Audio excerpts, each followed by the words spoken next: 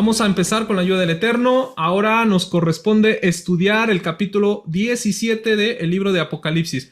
Entramos al capítulo 17. Estos capítulos, de hecho, hermanos, el capítulo 16, 17 y 18 parecieran ser los capítulos más espeluznantes, ¿no? Capítulos que cuando uno lee sin entrar en pacto, estos capítulos realmente espantan.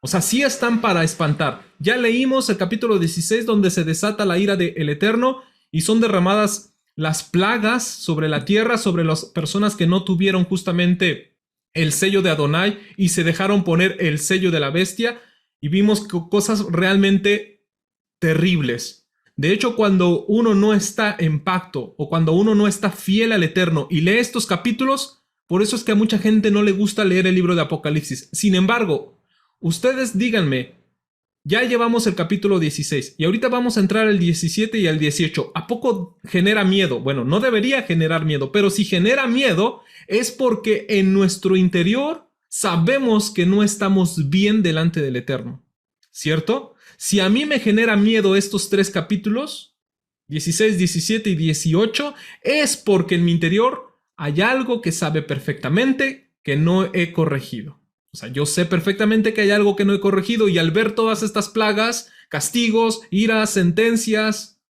entonces obviamente asusta, ¿cierto? Pero cuando uno está en pacto, uno está comprometido con Akadosh Baruj Hu, uno está esforzándose día con día por agradar al Padre Celestial y uno se somete a la voluntad del Eterno, ¿sabes cuál es la expresión que podemos decir? Baruch Hashem. Gracias, Eterno, gracias por tu misericordia, gracias por haber puesto tus ojos en mí, gracias por rescatarme, gracias por salvarme. Gracias, Adonai, gracias por tener misericordia de este tu hijo. De verdad que uno, cuando lee esto, uno puede decir eso porque sabes perfectamente de lo que nos libramos. Uno se da cuenta de lo que nos libramos, ¿cierto? Así que continúa en este capítulo 17. Empezamos en el verso 1. Vino entonces uno de los 7 ángeles que tenían las 7 copas y habló conmigo diciéndome, ven acá y te mostraré la sentencia contra la gran ramera, la que está sentada sobre muchas aguas. Nuevamente tenemos que saber que aquí nos está ubicando en una nueva visión, no es la continuidad del capítulo 16. ¿Por qué? Porque aquí está viendo a uno de los ángeles que cargan las 7 copas. Y en el capítulo 16, cuando concluyen, los ángeles ya habían derramado todas sus copas, ¿cierto? Pero aquí en esta nueva visión ve a uno de los ángeles con uno de sus copas que les digo, mira, ven, te voy a mostrar lo que le va a pasar a la gran ramera. Entonces quiere decir que lo está ubicando un poco antes, ¿sale? Es decir, que lo está ubicando en una parte del tiempo de la gran tribulación, ¿ok? Entonces, se dan cuenta cómo existen estos bucles temporales que les he mencionado constantemente y se le muestra esta visión. Te voy a mostrar, le dice, la sentencia. ¿Qué es la sentencia? La sentencia es el veredicto que se le da a un acusado. El momento en que se determina su castigo.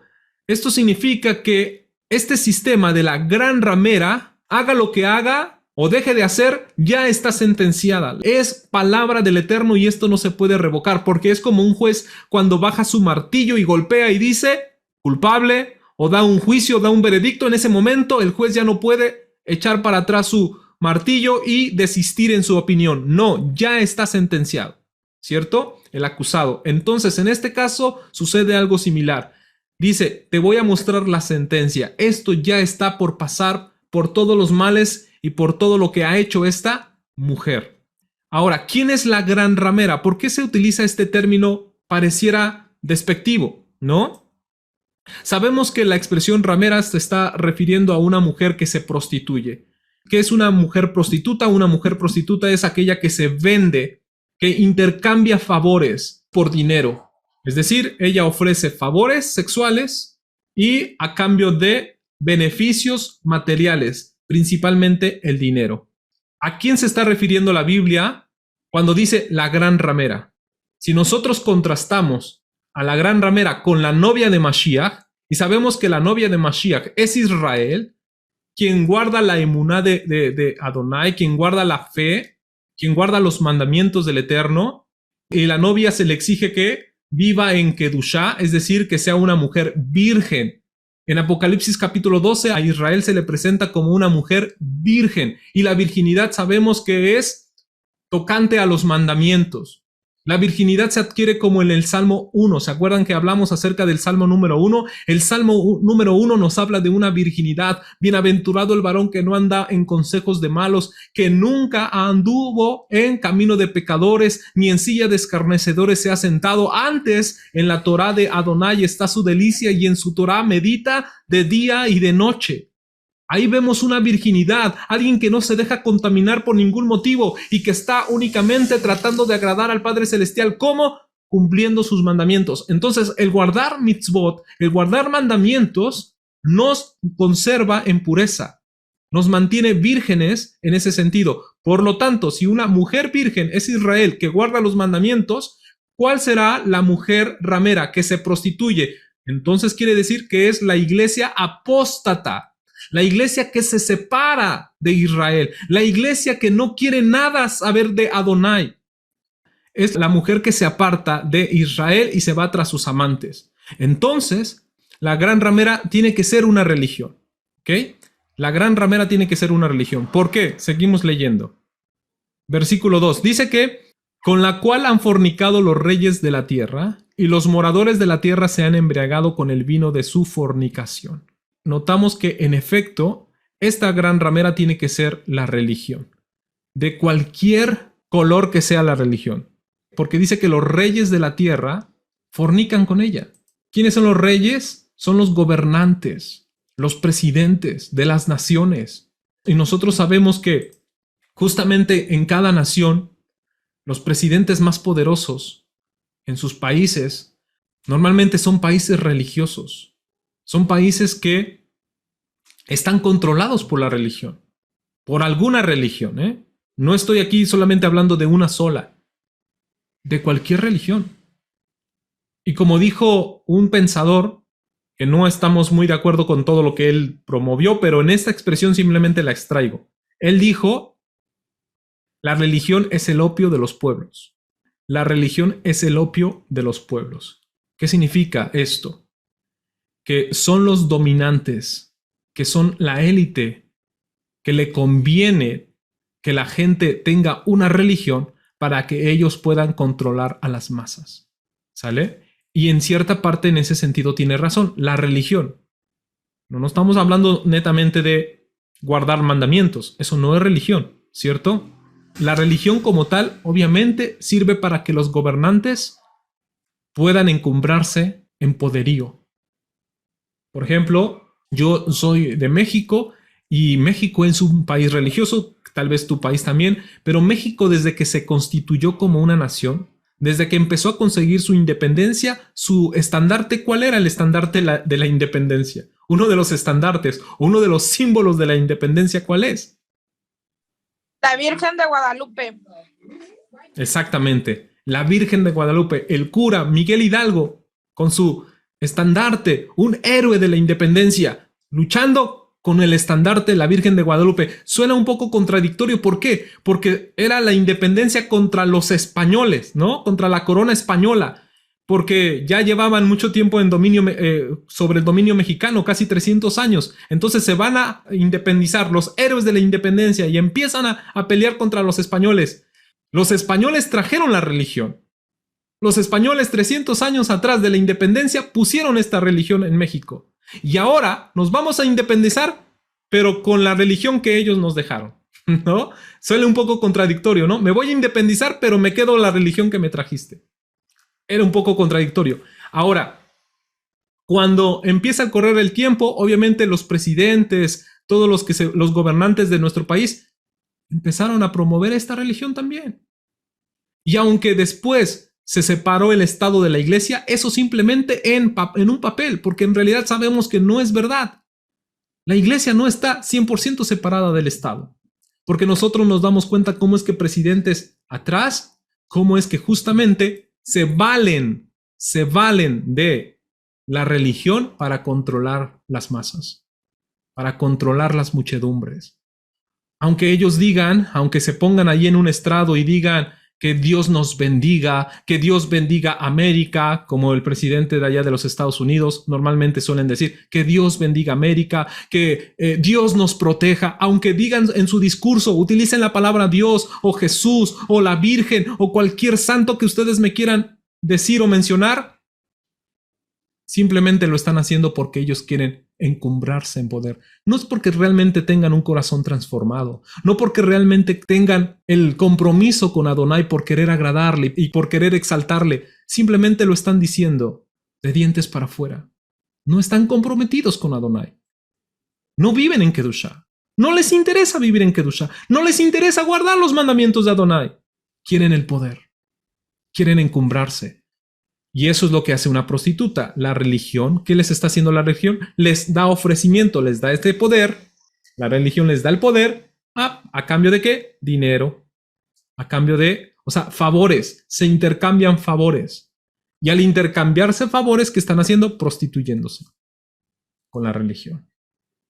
Y hay muchos reyes de la tierra que se están embriagando justamente de esa manera. ¿Cierto o no? De hecho, ahorita me recordé que uno de los presidentes más igual sacó un estandarte, el mismo estandarte del cura Hidalgo, con eso llegó a la presidencia de nuestro país, ¿cierto? Vicente Fox Quesada, uno de los expresidentes de nuestro país, llegó al poder, llegó a la presidencia de México con el mismo estandarte que usó el cura Miguel Hidalgo. Entonces, es una mentira de que la iglesia está separada del Estado o que el Estado está separado de la iglesia y que una cosa es la otra y que son grupos completamente autónomos e independientes. Claro que no. Los reyes de la tierra fornican con la religión. Para Yohanan era algo que se estaba viviendo. Los reyes de la tierra fornicaban con las religiones. Todos los pueblos han sido religiosos. Todos los pueblos. Los imperios que han dominado a Israel han sido religiosos. Y se han confabulado incluso con los reyes de Israel. Es decir, que aquí no se escapan incluso algunos reyes de Israel. Muchos reyes de Israel se han acostado con la gran ramera a cambio de favores. Es decir, se han prostituido con ella y se han embriagado justamente con el vino de su fornicación. Verso 3. Y me llevó en el espíritu al desierto y vi una mujer sentada sobre una bestia escarlata llena de nombres de blasfemia, que tenía 7 cabezas y 10 cuernos. Esta bestia es la misma que vimos en Apocalipsis capítulo 13, solamente que aquí la va a detallar un poco más, o al menos se muestra quién está detrás de esa bestia, quién la trata de controlar. Aquí aparentemente la gran ramera está montada sobre la bestia y sabemos que el que monta es el que controla, ¿cierto? Esa es la figura. Cuando uno monta una bestia, por ejemplo, un caballo, se supone que el que lo está montando es porque tú lo vas a conducir.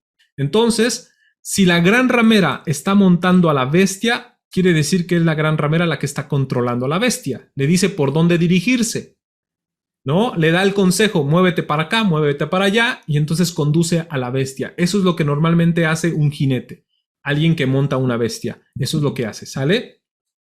Sentada sobre una bestia escarlata llena de nombres blasfemos. Escarlata rojo, y el rojo tiene que ver con sangre. Quiere decir que hace persecuciones y que mata en el nombre de su religión. ¿Cuáles son las 2 religiones que matan en el nombre de su religión? A ver, díganmelo. Los musulmanes. Exactamente. Los musulmanes. ¿Y qué otra religión mata en el nombre de su religión? Iglesia Católica. La Iglesia Católica, exactamente. Las cruzadas, ¿no? Las guerras santas, los cristeros, todo ese asunto de historia. La Santa Inquisición, exactamente. Todas esas historias son por parte de la Iglesia Católica. Y los musulmanes también. Les decía que hay 2 fuerzas al final de los tiempos, ¿cierto? 2 fuerzas, 2 religiones, 2 autoridades, 2 imperios que se unen en contra de Israel, tanto para engañarlo como también para atacarlo. Y son justamente las 2 religiones que matan en el nombre de su religión. Por su religión. Porque creen que es bueno hacerlo. Aquí ya podemos conectar a esta bestia con la de Apocalipsis capítulo 13, pero también con la de Daniel capítulo 7, que ya también habíamos hecho esa conexión. Daniel 7, 23 al 25. Dijo así: la cuarta bestia será un cuarto reino en la tierra, el cual será diferente a todos los otros reinos, y toda la tierra devorará, trillará y despedazará. Y los 10 cuernos significan, aquí hay también 10 cuernos, que de aquel reino se levantarán 10 reyes. Tras ellos se levantará otro, el cual será diferente a los primeros, y a 3 reyes derribará, y hablará palabras contra el Altísimo, y a los santos del Altísimo quebrantará. Y luego dice, y pensará cambiar los tiempos y la Torah. Y este texto es crucial en nuestra emuná, por el cual nosotros hemos salido de ese sistema de religión. Este texto para mí fue uno de los textos claves que me permitieron a mí hacer una salida del sistema religioso que antes en el que yo me encontraba. Cuando yo me di cuenta de esto, dije, ¿qué hago aquí? ¿Qué hago en esta iglesia? ¿Qué hago en esta congregación? No encajo, no voy, ya no hay comodidad. Ya uno no se siente cómodo. Y seguramente te está pasando a ti. O te pasó a ti también. Puedes hablar cualquier cosa. Puedes hablar cualquier doctrina. Pero cuando hablas en contra de los dogmas de este sistema, dogmas que no están en la Biblia, y justamente de esto, que dice que la bestia tratará de cambiar los tiempos y la ley. ¿Qué son los tiempos? Las Moadim. ¿Qué son las Moadim? Las festividades del Eterno. ¿Y qué es la Torah? Lo que nosotros conocíamos como la ley de Moisés. Pensará en cambiarlos, en removerlos. Y es justamente, y lo consiguió. Se formó una religión que habla de Dios, que habla del Señor, que habla de Jesús, que habla de Jehová, que habla del Rey de los Reyes, que habla de todo eso. Pero quitó justamente las Moadim y quitó la Torah. Entonces dije, ¿de qué bando quiero estar yo? ¿En qué bando yo quiero estar? ¿Del bando de los de la bestia? ¿De los que engaña a la bestia? ¿De los que obedecen a la doctrina de la bestia? ¿O quiero estar del lado de los que guardan el testimonio de Yeshua y la palabra del Eterno? Las Moadim son las festividades y la ley es la Torah. Así que en este versículo se revela justamente quién es esa religión. ¿Quién es esa religión? La Iglesia Católica. La Iglesia Católica cambió las Moadim, cambió las festividades y cambió la Torah. Así, descaradamente. Y en lugar de estas festividades te puso Navidad, te puso Día de los Enamorados, te puso el Año Nuevo y te puso un montón de festividades que no están en la Biblia y decíamos amén a eso. Y te quitó la ley diciéndote, no, eso está en la ley, ya no, ahorita estamos en la gracia. Y la gracia era como una licencia para poder pecar, para poder hacer cosas que están en la ley, pero que como estamos en la gracia ya se pueden hacer. Porque Cristo nos vino a quitar este yugo tan pesado, cuando no sabe ni siquiera a qué se estaba refiriendo con eso del yugo. Y serán entregados en su mano hasta tiempo y tiempos y la mitad de un tiempo. Siempre se habla de 3 años y medio. Siempre en cuestiones proféticas y cumplimientos climáticos se habla de 3 años y medio y no de 7. Ya lo he explicado anteriormente. ¿Por qué se habla de 3 años y medio y no de 7? Ahora dice el verso 4. Y la mujer estaba vestida de púrpura y escarlata. También algunos han asociado estos colores con la vestimenta de algunos cardenales y obispos de la Iglesia Católica, ¿cierto? Pero no necesariamente tiene que ver, aunque, claro, eso lo puede simplemente delatar, los puede delatar simplemente, pero también tiene que ver con la riqueza. Esto habla de la ostentación con la que tiene este imperio, de toda esa riqueza que tiene esta ramera, que ha conseguido por todos los reyes a los cuales les ha hecho favores. Dice, y adornada de oro y de piedras preciosas y de perlas, y tenía en su mano un cáliz de oro, es decir, una copa. ¿Se dan cuenta de todo lo que tiene?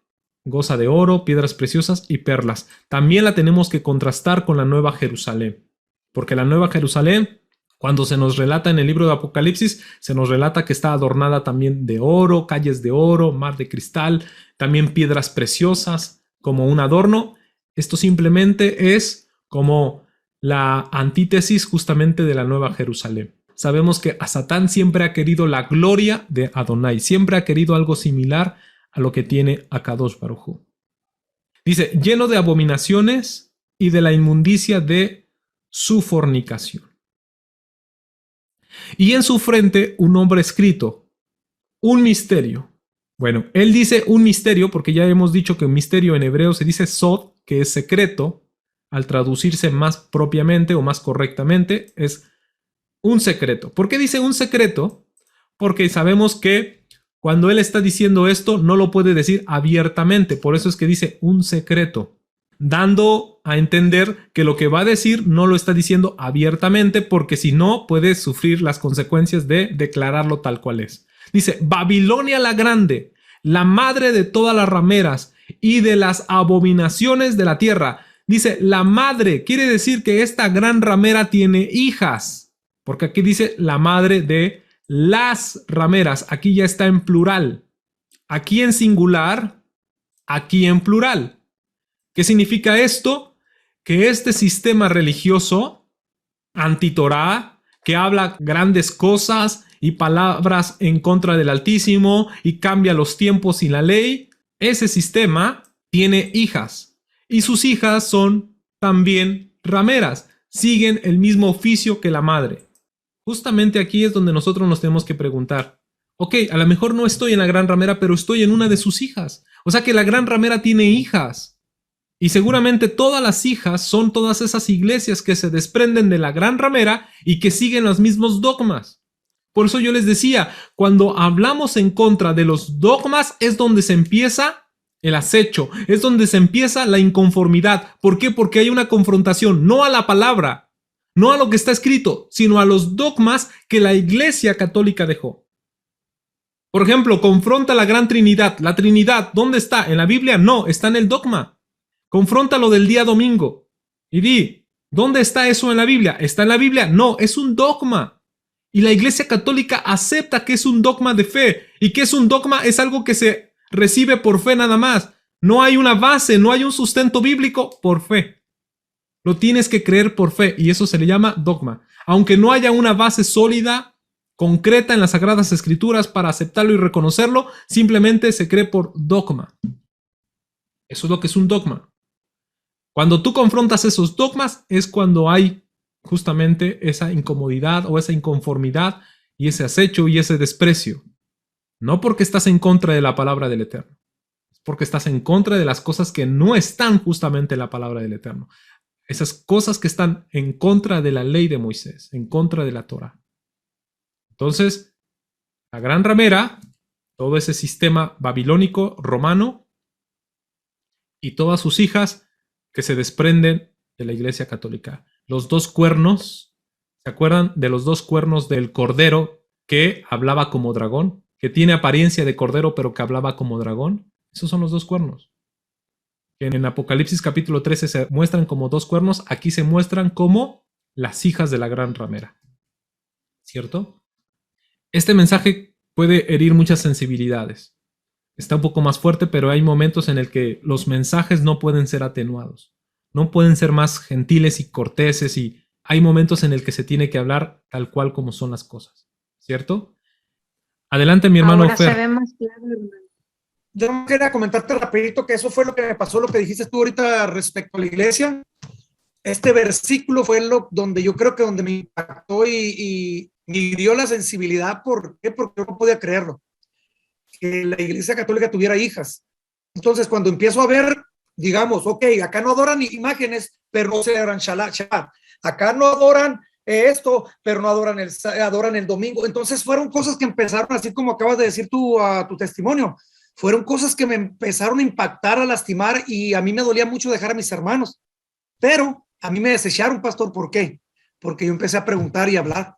Yo tenía muchos llamamientos en la iglesia que iba. Algunos llamamientos ni siquiera me avisaron que ya me los habían quitado. Dije, ah, caray, ¿qué pasó? Dije, si no me avisaron.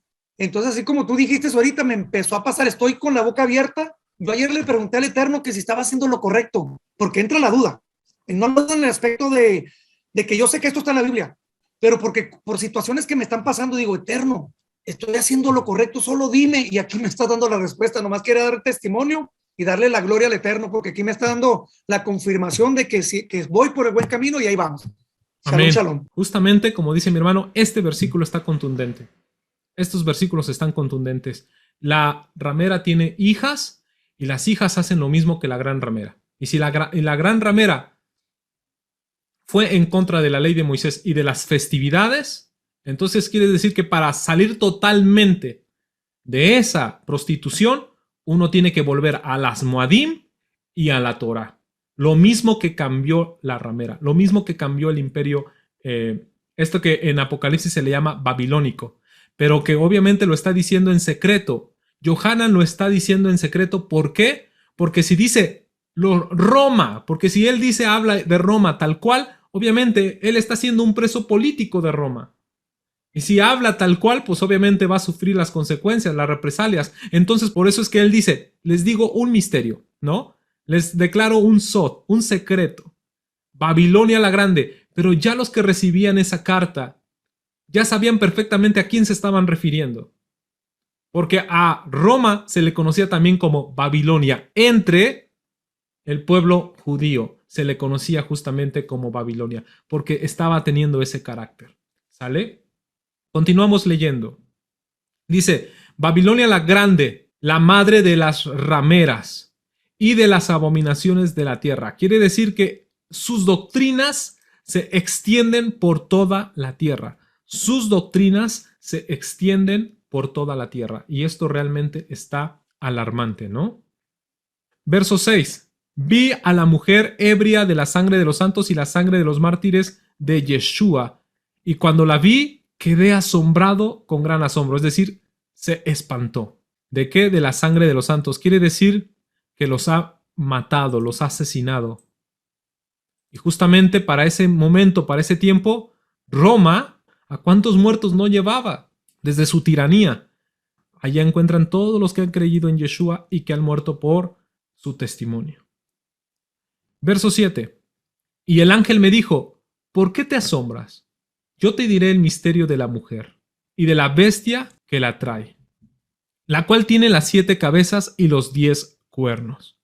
La bestia que has visto era y no es, y está por subir del abismo. Quiere decir que va a resurgir. Algo muy similar con aquella bestia que es herida de muerte, pero después su herida es sanada y resurge. Parece que está haciendo alusión a eso. Va a resurgir para vencer a los santos, es decir, para causar nuevamente esto.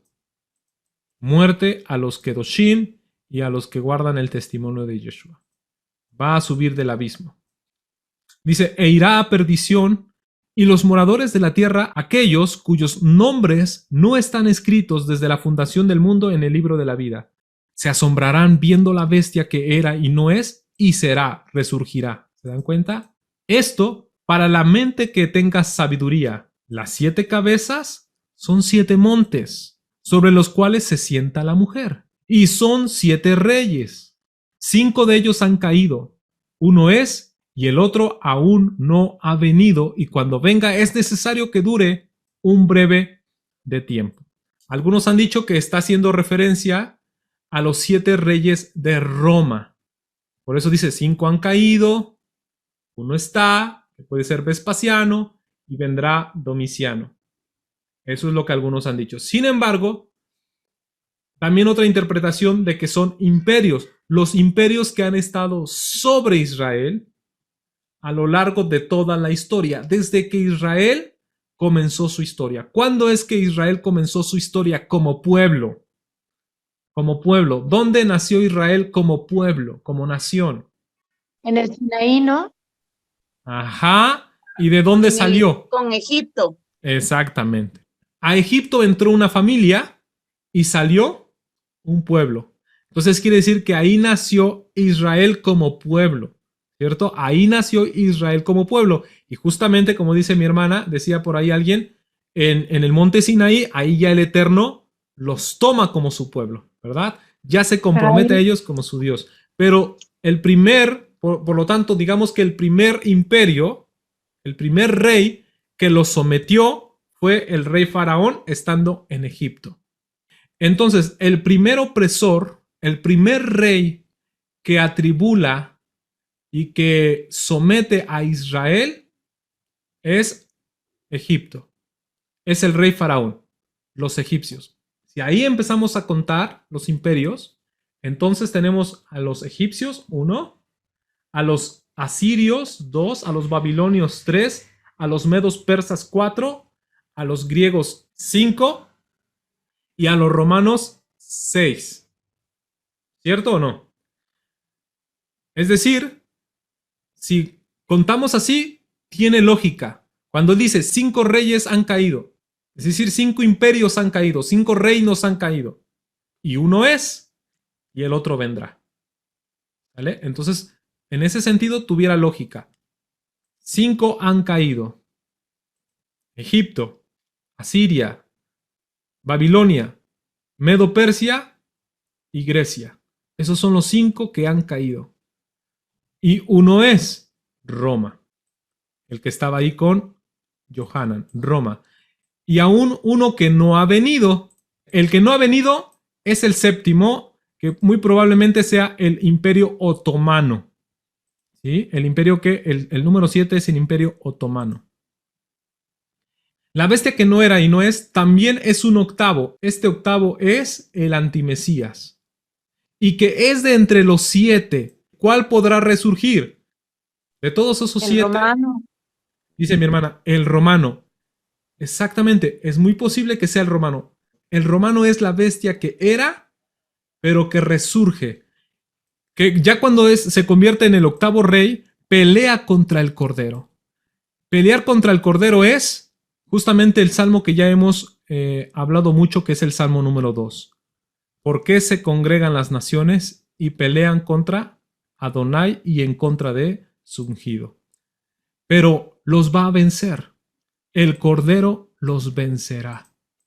Si el enemigo no pudo contra Abraham, reyes de la tierra pelearon contra Abraham, no pudieron contra Abraham. Reyes se enfrentaron contra Moisés, no pudieron contra Moisés. Reyes se enfrentaron contra Josué, no pudieron contra Josué. Reyes se enfrentaron contra David, no pudieron contra David. Pregunto, ¿podrán contra el Cordero? O sea, los reyes que se levanten en contra del Cordero, ¿podrán vencer al Cordero si no pudieron contra Josué? No podrán. No, No podrán. nunca. No podrán. Entonces, nos conviene a ti y a mí estar del lado del Cordero. Tener Bien. el testimonio del Cordero. Andar con el Cordero día y noche. Caminar con el Cordero. Andar de su lado. Guardar sus mandamientos. Estar en su equipo. Por eso es que yo les decía, cuando yo me di cuenta que habían 2 bandos y que un bando había dicho que la ley y las festividades ya no estaban vigentes, entonces yo dije, ¿qué hago aquí? ¿De qué bando estoy? ¿De qué lado quiero estar? Así que esta es una confrontación directa para los que están escuchando este mensaje. ¿De qué bando quieres estar? ¿Quieres estar del lado del Cordero? ¿De los que guardan las Moadim y de los que guardan la Torá? ¿Los que tienen el testimonio de Yeshua y guardan sus mandamientos? ¿O quiere estar del lado de aquellos que van en contra de las Moadim y de la Torá? De lo que está promoviendo ese cuerno que se levantó dentro de esos 10 reyes. ¿De qué lado queremos estar? Así que esa unión, esa fusión de imperios no van a poder contra el Cordero. Naciones Unidas o todos los países que se unan a pelear contra el Cordero no van a poder. Si no pudieron contra Josué, no pondrán contra el Cordero de Elohim. Así que nos conviene estar de este lado, del lado de los vencedores. Verso 15. Me dijo también, las aguas que has visto donde la ramera se sienta son pueblos, muchedumbres, naciones y lenguas. Ahí están las Naciones Unidas. Y los 10 cuernos que viste en la bestia, estos aborrecerán a la ramera. ¿Qué está pasando aquí? La ramera perdió su atractivo. Llegará un momento en que la ramera perderá todo su poder. ya no habrá nada que ofrecer. La religión ya no va a ofrecer absolutamente nada. Y dice, y la dejarán desolada y desnuda, y devorarán sus carnes y la quemarán a fuego. Está destinada para ser quemada y ser devorada por las aves inmundas o perros salvajes, haciendo una referencia a Jezabel, ¿cierto? A Jezabel se la comieron los perros. ¿Alguien recuerda en qué valle los perros se devoraron a Jezabel? En Jezreel. Exactamente, en Jezreel. Y dijimos que Jezreel es el lugar de... ¿El valle de qué? Y A ver. Armegiddo. Magedón. Exactamente, Armegiddo, Armagedón. El valle de Jezreel es Armegiddo, Armagedón. Ahí donde Jezabel fue devorada por los perros, porque la reina, miren, Jezabel hizo que el rey Acab empezara a prostituirse en cuanto a la adoración, ¿cierto? Provocó que su propio esposo empezara a inducir al pueblo de Israel, a la casa de Israel, a la adoración a dioses extraños. Y eso es lo que hacía Jezabel. Pues llegó un momento en que el Eterno le manda a decir una palabra a través del profeta Elías.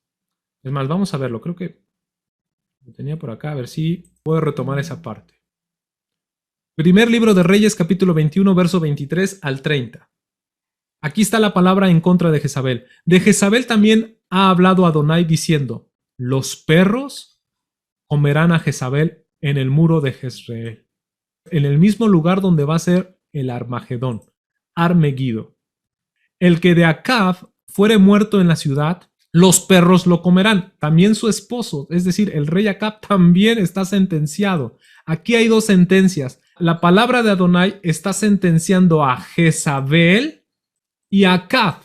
Los está sentenciando. Lo mismo que Apocalipsis capítulo 17 está sentenciando a la gran ramera. Le está diciendo, esto te va a pasar. Se la está sentenciando. Pues le está sentenciando la palabra de Adonai a Jezabel. Pero no solamente a Jezabel, sino a su esposo Acab, porque Jezabel indujo a Acab a la adoración extraña. Es decir, a la prostitución del pueblo de Israel. ¿Y cuál fue la sentencia? Pues los perros se los van a comer.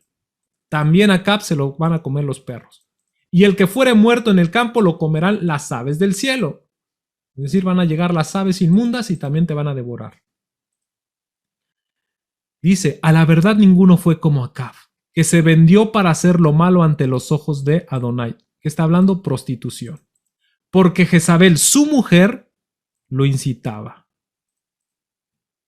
Él fue en gran manera abominable, caminando en pos de ídolos, conforme a todos los que hicieron los amorreos, a los cuales lanzó Adonai delante de los hijos de Israel. Y sucedió que cuando Acab oyó estas palabras, rasgó sus vestidos y puso cilicio sobre su carne, ayunó y durmió en cilicio y anduvo humillado. Es decir, se arrepintió, hizo teshuvá. Entonces vino palabra de Adonai a Elías Tisbita diciendo, ¿no has visto cómo Acab se ha humillado delante de mí? Eso es lo que busca Adonai. Cuando Adonai dice una palabra y una sentencia y un juicio, lo que quiere es que la gente escuche y se arrepienta.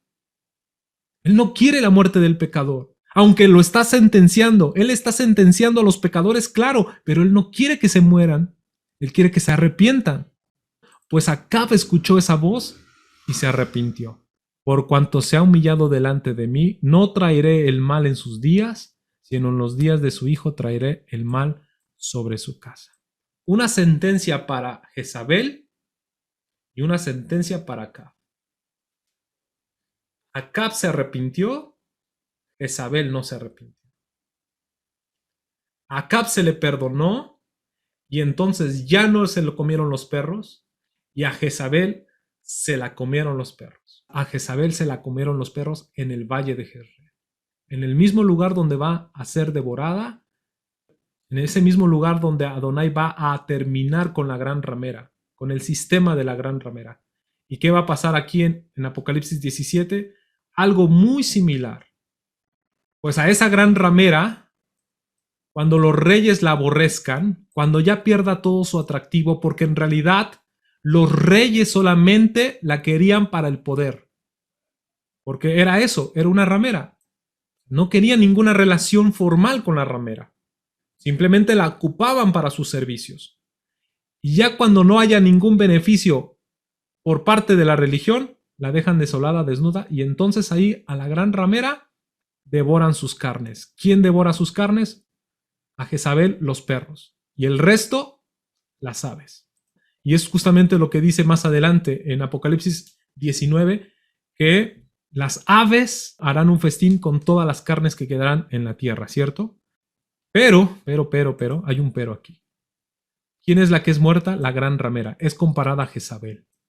Pero, ¿quién no fue muerto por los perros? Acab.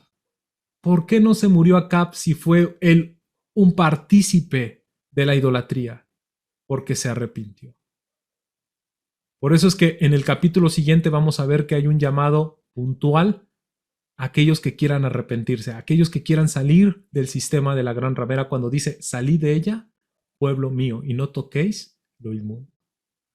Es decir, que hay quienes se pueden arrepentir, hay quienes están dentro de ese sistema, se arrepentirán y no les tocará este juicio de Babilonia, la grande, la madre de todas las rameras. Verso 17. Porque el Eterno ha puesto en sus corazones el ejecutar lo que Él quiso, ponerse de acuerdo y dar su reino a la bestia, hasta que se cumplan las palabras del Eterno. Esto significa que el Eterno tiene el control de todas las situaciones. Él quita y pone reyes. Y la mujer, verso 18, que has visto es la gran ciudad que reina sobre los reyes de la tierra. Esta gran ciudad tiene varias acepciones, porque muchas veces es hablando acerca de Babilonia, a veces se habla de Nínive como la gran ciudad, pero ¿sabes? También se habla de la gran ciudad para referirse a Jerusalén, ¿Cómo así? Por ejemplo, en Apocalipsis capítulo 11, verso 8 se dice, sus cadáveres, es decir, de los testigos, estarán en la plaza de la gran ciudad. ¿Cuál es esa gran ciudad? Dice, en el sentido espiritual se llama Sodoma y Egipto, donde también nuestro Señor fue crucificado. ¿Dónde fue nuestro Señor crucificado? En Jerusalén.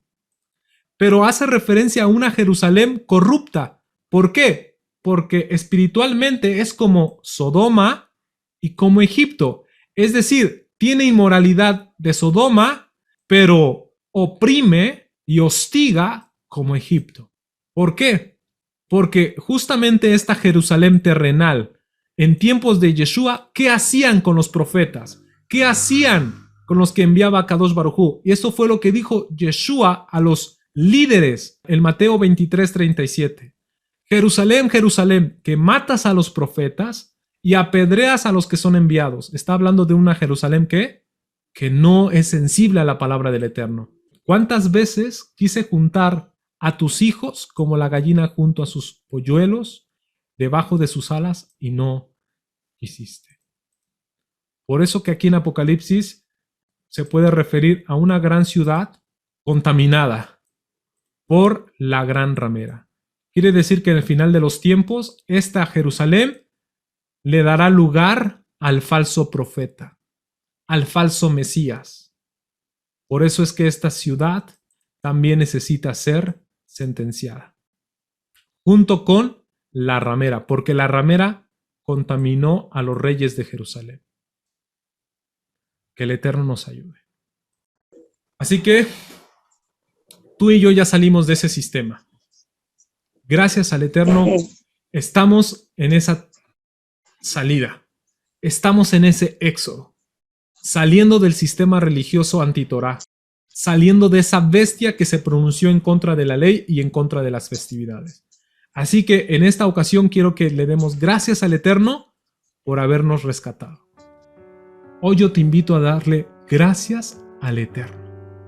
Te invito a decirle al Eterno gracias en una oración por haberse fijado en nosotros y rescatarnos de ese sistema. Y todo esto que vimos a nosotros no nos va a pasar. Eso es lo que a nosotros no nos va a tocar. Amén. Así que démosle gracias al Eterno. Abba Kadosh, en esta hora queremos agradecerte primeramente por tu palabra, primeramente porque tú has sido bueno con nosotros y nos has revelado estas cosas que parecieran misteriosas, que aún sabemos que podemos fallar en la interpretación, pero que una cosa sabemos, que hay naciones, que hay reyes, que hay imperios que se van a poner en contra tuya, que se han puesto en contra de tu pueblo, y al final de los tiempos las Naciones Unidas y los Reyes Unidos tratarán de pelear contra ti, contra tu ungido, pero tú te vas a burlar de ellos, te vas a reír de ellos, porque no serán para ti ninguna oposición.